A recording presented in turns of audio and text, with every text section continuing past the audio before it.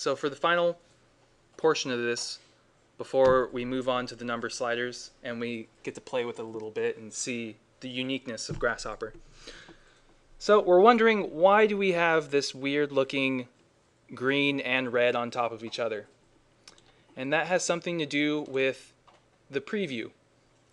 Every single one of these things you can turn on and off in Rhino.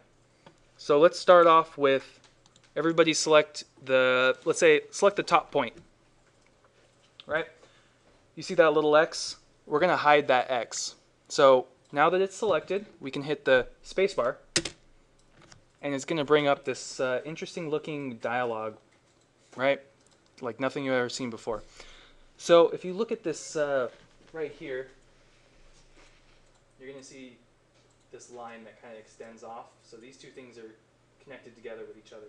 This is your turn on, and that's your hide.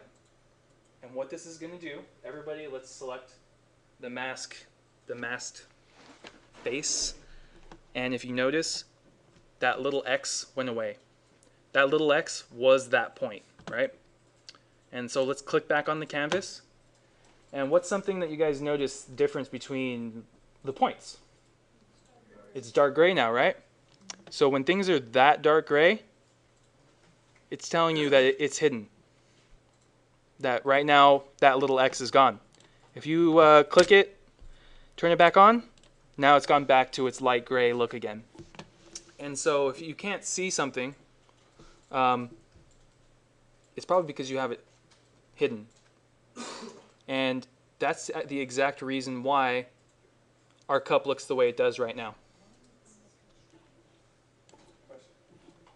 Okay, so the reason why we're getting this weird line thing happening here with our model is because we have our join and we have our boundary and loft all on at the same time. So let's do something here. Let's turn off, let's select these two at the same time, hit the spacebar, and let's turn them off, right? Now that we've turned them off, we don't have two of the same thing on top of each other. We still do, it's just hidden out of sight. Does that make sense? I can explain that further if it doesn't.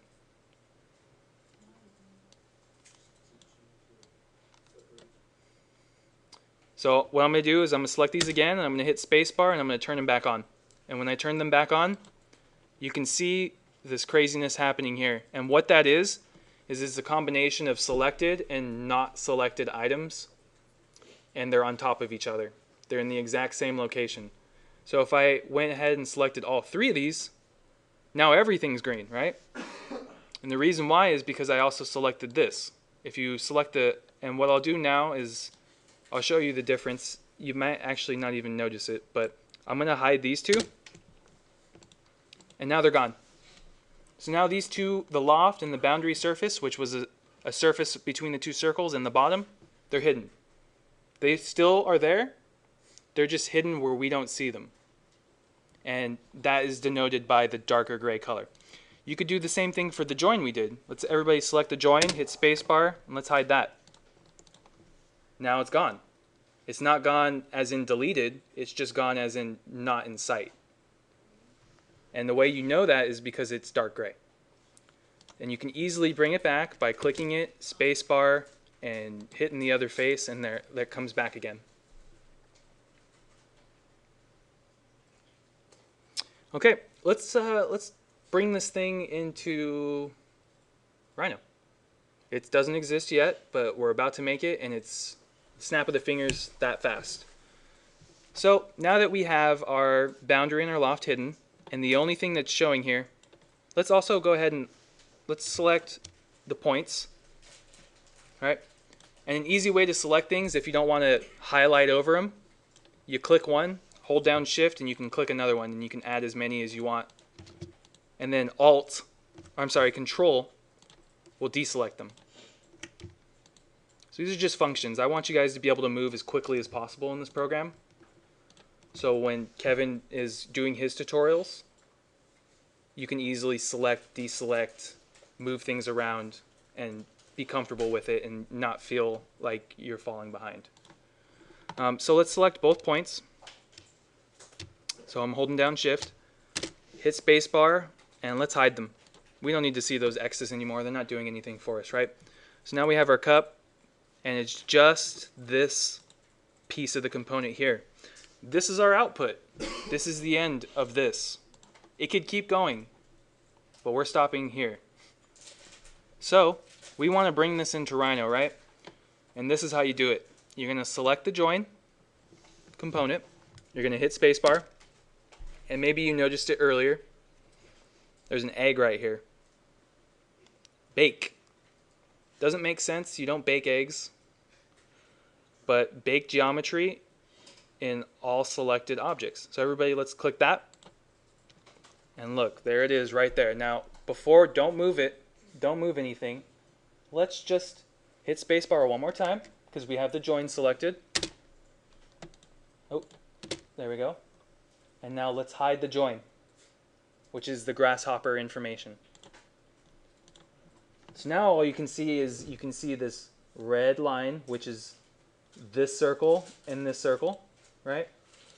Because we didn't hide those. Those are the only things that are not hidden. And we have our geometry. We have our cup. We've made it, right? So there it is. We can select it and move it away. And now we created a duplicate.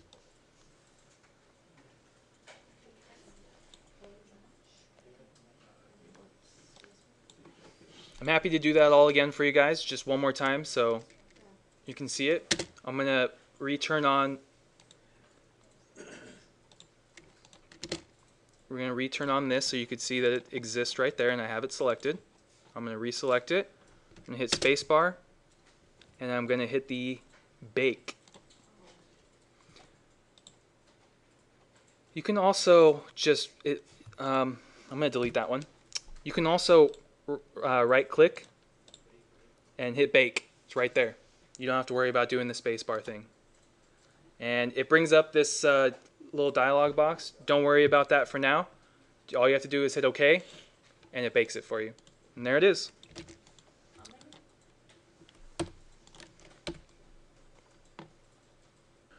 So you can group things together.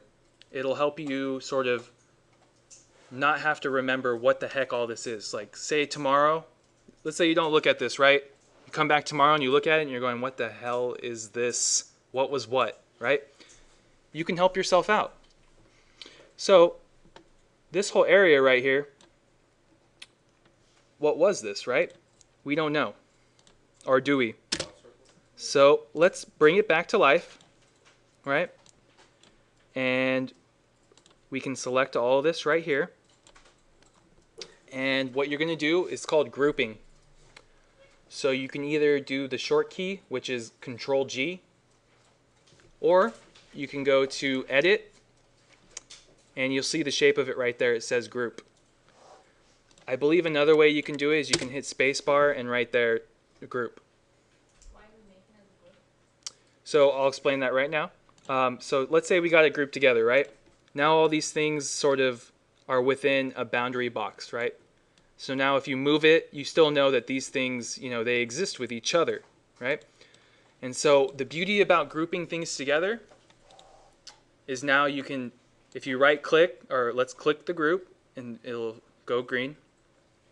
And then right click, and right here we can say, and I forget, is this the bottom or the top? This is the top of the circle, right? So let's type top of circle, or top circle, right? Because that's what it is. So top circle, enter, and look, now it's got the text there for us, letting us know that this was the top circle. And when you come back tomorrow, you could be worry-free knowing, okay, these are all the pieces of the puzzle that helped create the top circle, right? If you don't, and now this is just user how you want to see it. If you double click on the group, it'll change the way the group looks. Maybe you like this shape better, right? Maybe you want, it can help you with connecting things together. You can, you know, do these sort of things with it. Maybe you want to bring these things closer so then it looks like an entire group. You can double click again, you can get a different shape. These are all the same thing, just preference on how you want your groups to look. Now the way you do this is you double click.